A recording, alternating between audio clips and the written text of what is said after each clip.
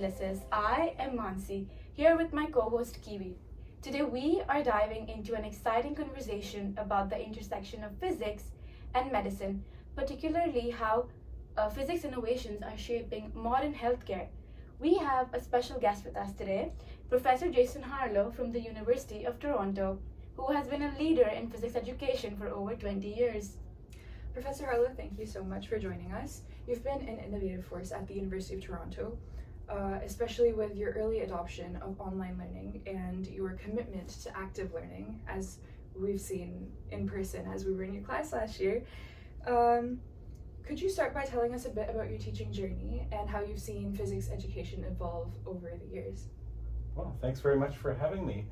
So I started off in astronomy, and then I got a job in California at a small university where there were only 5 physics professors, and there was, including me. And so I did teach the introductory astronomy courses there for 5 years, and also the introductory physics courses. And that's when I really realized I had a passion for helping people and helping people learn physics and astronomy. And so then I got this teaching position here. I'm originally Canadian, so I came back to my home and was closer to a family here. And since then I've been interested in physics education research. So this is applying kind of the scientific method, making small changes and measuring how that affects something. And so in this case, it's how well students learn physics and how they do, and how much they gain on a pre-test versus a post-test or something, and then making little changes and trying to see what works. And there's a lot of literature on the subject. And one of the things that comes again and again is that having discussions with peers, some sort of active discussion where students are doing something, is the biggest indicator of how well you're going to learn. So there's this idea of I could be the sage on the stage, standing up there and telling everyone about physics, and they would just absorb it. That's the wrong way to teach. I want to be the guide on the side while students are working and trying to figure this stuff out and talking to each other, and I'm kind of saying, well, you could try this, or did you think about this, or let's go on to the next thing now, and trying to guide people through the journey, which is really your journey. You're the ones that have to learn this stuff, and so it is about a student-centered course rather than a professor-centered course. So I actually agree with that so much. It's just like remembering how our practicals were, and how you would make videos on pre the experiments and for classes. It was definitely very helpful, and I completely agree with you how it's a very student-centered course, because physics is a practical subject, and that brings on to my next question, is that how do you see concepts like forces, motion, and energy transfer being crucial to understanding a field of study like biomechanics, especially in rehabilitation medicine? And also, just to add on to it, that what are some real world applications that you've seen physics play a key role in improving medical treatments or devices? Well, certainly I think if you're going to go into medicine and deal with the human body, you have to know about, I think it's good to know about forces, about torques. If you think about any joint that you have in your body, there's a rotation around some rotation axis, and there's going to be torques coming from your muscles and your ligaments to actually get that motion to happen. And there's concepts like friction. If you've got two surfaces rubbing against each other, you can get friction. All of these things can cause problems, and if you have some background and understanding of how a physicist sets these things up, I think that's very helpful. And certainly in any kind of medicine where there's going to be diagnosis and treatment, there are lots of physics technologies or technologies based on physics principles that use, for example, the electromagnetic spectrum to do radio waves. They can be used to get resonance in protons inside your cells, and you can do magnetic resonance imaging, MRIs, and these technologies are always improving.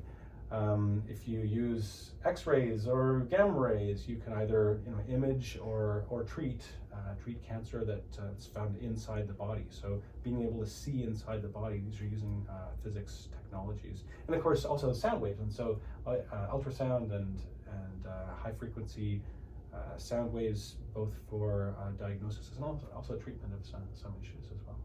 Oh yeah, thank you for that insight. I don't think a lot of people are able to make these connections so easily. So it's really nice to see it put out in such an easy way. I know, because when we study pre-med or when we're in med school and we're always thinking why are we learning physics, it's a bio and chemistry like intensive course, why are we doing physics, but I'm pretty sure a lot of people out there finally understand that everything is physics, really. Definitely.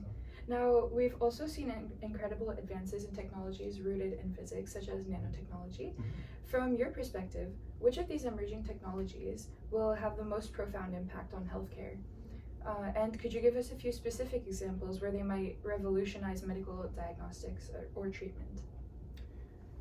Well, it's hard to predict the future, obviously, and I certainly think that one of the things you hear about, for example, the Nobel Prize in Physics this year, 2024, was one based by a computer science professor at University of Toronto based on artificial intelligence.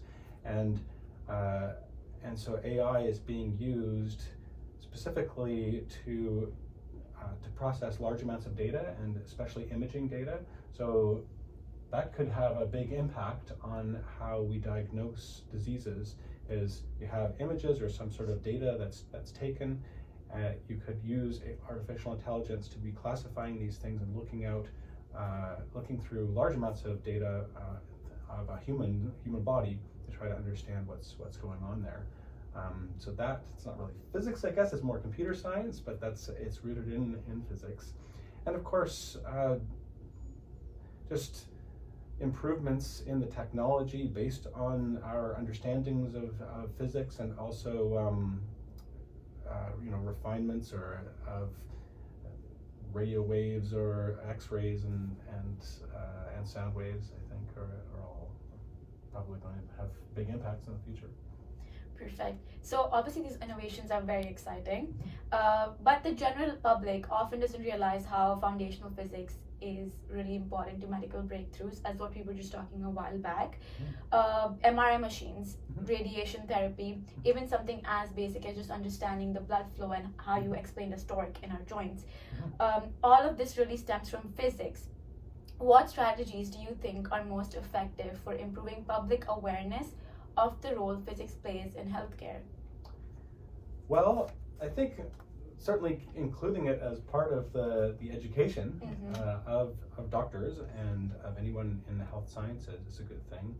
I have a course called the Physics of Music, and there's a course called the Magic of Physics, which are courses that are aimed at non-science students, anyone in the humanities or in the faculty of music, to come over and to hear about physics from the perspective of trying to disseminate this information.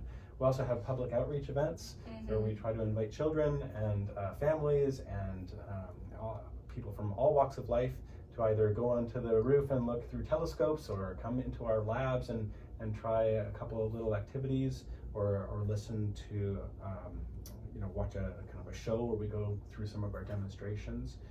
So I think the universities have a big role in public outreach and in educating a lot of people. But I think also, the media and even movies pick up on a lot of physics as well, and I think there's a role there. And I think when, for example, the show Big Bang Theory was about these physicists at Caltech, and for a long time, as that show was going on, a lot of enrollments went up in physics departments all over because people had heard of physics and they hadn't maybe heard of it other than watching this TV show. So one of my favorite shows is actually Young Sheldon. So Young Sheldon, that's what my kids now watch. Yeah. Okay, for our last question, as we continue to integrate physics into healthcare technologies, we can't overlook the ethical considerations that arise. From advanced imaging techniques to nanomedicine, what ethical challenges do you foresee in the future? How can we ensure these innovations respect patient rights, maintain data security, and promote equitable access to these life-saving treatments? Yeah, well, these are important questions, and I think part of what we are teaching at university is to think about ethics and to think about in your heart what is right, what is wrong. You know, obviously people's safety is the most important thing.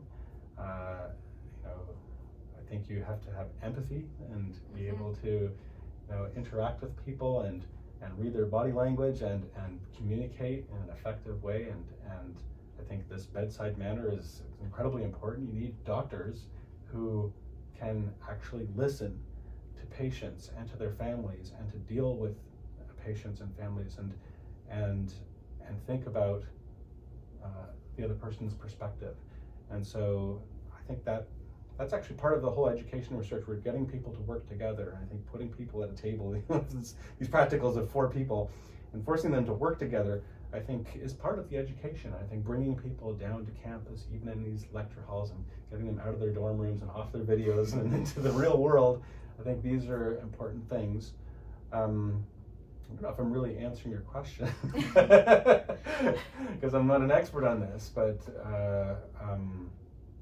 yeah, I think having empathy, being able to live your life in a way that is good and that you can be proud of, I think is super important. So. I agree, actually.